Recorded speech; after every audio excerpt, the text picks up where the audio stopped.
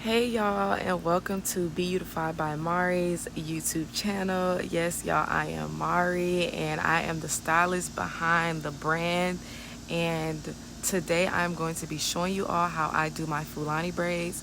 I just want to say thank you everybody for 1,000 subscribers on YouTube. I did not expect my channel to blow up when it did, but I thank God that it did, and I thank y'all for everybody who's supporting me, who's giving me a lot of good feedback, a lot of great comments, compliments, and all of that. So to celebrate 1,000 followers, why not give y'all a YouTube video on a tutorial? So yeah, I have a lot of good things in store for you all, and for all of the learners, the upcoming stylists, current stylists, people who are want to learn to do their hair at home. I have so much in store for all of you, so stay tuned. Make sure you share these videos and comment what you like, comment what you think I could improve on, what you want to know. Let me know, let me know. So at the beginning of the video, y'all saw the products that I use. I use lock-in gel and the Shine and Jam, the red one, and then I use the Outre Xpressions for the braiding hair. So I'm going to start off now by parting out my first row, which is in the nape area of the head. The first row is really what sets your foundation to the whole style, and I think this is actually one of the easiest parts for me, because it's the back, and I don't know why, it's just really one of the easiest parts, and I really love just doing that part. So being that this is the foundation of the rest of your style, you have to make sure you get this part straight, because if you make this part slanted, or if the part is crooked, the rest of your style is going to be crooked. So you have to make sure your client's head is positioned straight up, so that way you can see how the part is going to look and make sure it's straight. Now, I know a lot of times we have our stylists will have their clients put their head down in the back. Okay, I get that, but when your head is down, you tend to make the part curve up. So therefore, you need to have your client look straight ahead, so that way you can make sure the part is even from ear to ear. So that is also how I measure out my partings, by using the client's face and head shape to basically part from side to side. So now we're getting into our braids, and as you see, I'm feeding in one piece at a time. So I feed in each part just to build up into the size braid that I want to accomplish and I want to achieve. If you start off with a big piece of braiding hair, your braid is going to look very thick and chunky. You want your braid to look as seamless as possible, because it is a knotless braid. Knotless braids are supposed to look very seamless and on one accord. So what you'll see is I fed in the first two pieces to the braid. Then I fed in the third down, later down in the braid, so that way it still looks even, it still looks seamless, and as you see now, I have a perfect braid. Then after that first row, I'll go in and part out the oh no, it's a wasp in here. Okay, my fault, y'all, I'm back. I'm not gonna lie, I was outside recording for this audio, and I saw a wasp, and I had to get that together. But anyways, back to the video.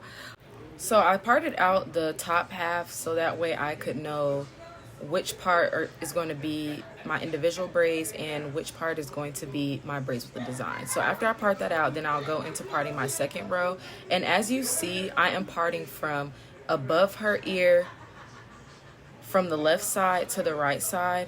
And I'll go and clean up that part. So I'll part it first, and then I'll go up and clean the part up with gel. So I'll gel down the part, well, the subsection, and then I'll go in and define the part with the tip of my comb. Now, when you part your rows, you have to, like I said before, make sure they're precise, make sure they're straight. And once you get your parting down pat, that will help you move faster, because I feel like that's really what takes the longest when it comes to braiding hair, is the parting, because you want to make sure it's precise and it's straight. Now, like I said before, you use your client's head shape to part out each row. So like I said, like the nape of her head. So I use the bottom of her neck as a guide.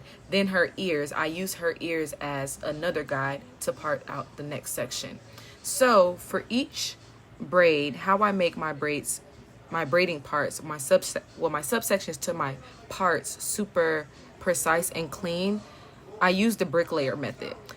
So basically the bricklayer method in braiding refers to the technique used to section the hair in a staggered pattern. It's almost like I said, how bricks are layered in a wall. So like instead of parting the hair straight and the rows are stacked, the bricklayer method offsets the parts in each row so the braids or twists can fall between the ones below. Now, if you want me to make another video on explaining why I use the bricklayer method, why it's used, how you use it, and all of the details behind the bricklayer method, definitely comment below bricklayer method, and I will definitely make a video about it so y'all can see it, so I could teach this technique and so it could be done across all stylists, or if you're doing your own hair, so you could learn how to do it as well. And honestly, if there are any techniques that you see me doing throughout the duration of this video, definitely comment below of what you want to see or what you want to learn, and I am here to teach it. I'm here to let you know all of the gems that I have learned and the gems that I use, because while I am self-taught, I am also a licensed master cosmetologist, which means I am licensed in this field and I am doing hair under a license, okay? I am fully licensed. So now I'm going to let you all just watch and see the rest of this video, and I'm just going to let some music play. And yeah, again, thank y'all for 1,000 subscribers on YouTube, and I look forward to the community that I'm building with you all. And thank you for supporting. Make sure to go check out all of my other social medias, my TikTok, my Instagram, my website, my booking site, all of the above. And yeah, talk to y'all later.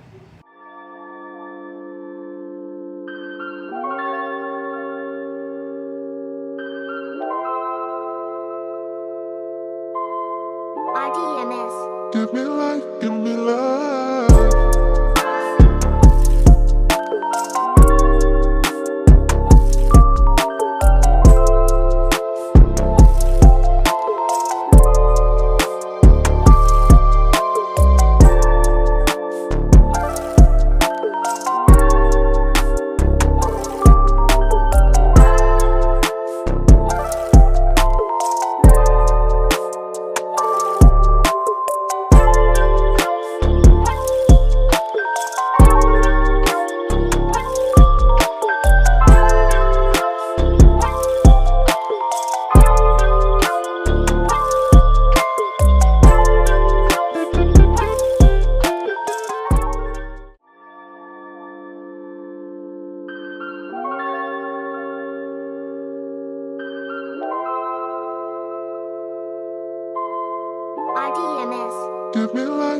All right, so now we are done with the back half of the hair, and y'all see that staggered off layered part with the bricklayer method and how it looks very cute and seamless and very neat. Now, because she is deciding to do the Fulani where it flips over and it starts on the side as a side part, we're going to put some individual knotless braids for like the first 2 or 3 rows, so that way you don't have to braid the French braids all the way down.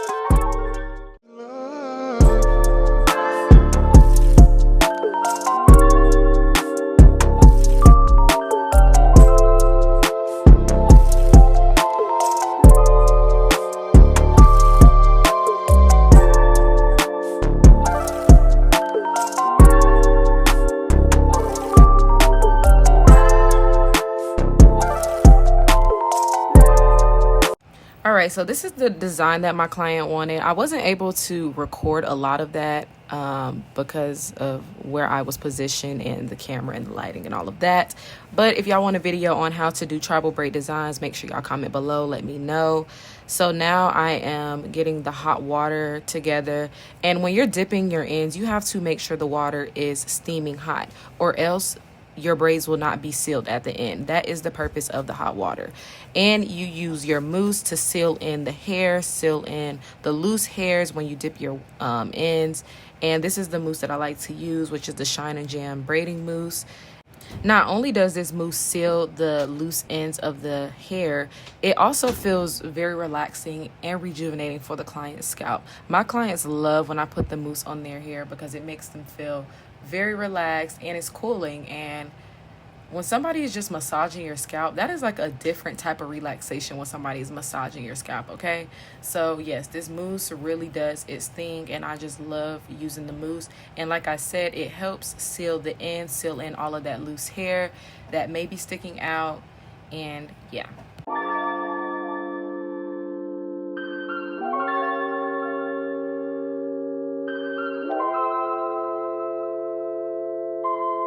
RDMS. Give me life, give me life. All right, so when I'm dipping the ends of the braids in the hot water, there's a technique that I use to make sure the ends are straight, because sometimes when you don't use this method, your ends will come out a little scraggly and it won't be as straight and seamless as they should be. So I start off by fully saturating, fully immersing the braids in the hot water, and I'll have my towel right under the braid so that way I can pull and squeeze the hot water, squeeze the water out of the braids as I'm taking it out of the hot water. So like you'll see here, I take my towel and I'm squeezing the braid so that way it's not that much water just sitting in it, and I continue to dip until they come out straight. And right now you'll see me pull the towel, and it's like I'm squeezing the braids so that way it could come out super straight. And now you see right here, they're very scraggly. So what I'll go back and do is dip them ends again in the hot water, and I dip it a few times until I see it come out super straight. And the water's super hot, so don't touch it, but I tend to touch it sometimes anyway. And then I'll shake it until it becomes straight. And then I'll pull the braids at the end so that way they are sealed and they straighten up. So basically, the hot water is going to mold the hair in whatever direction or whatever shape, form, or whatever you pull them out of.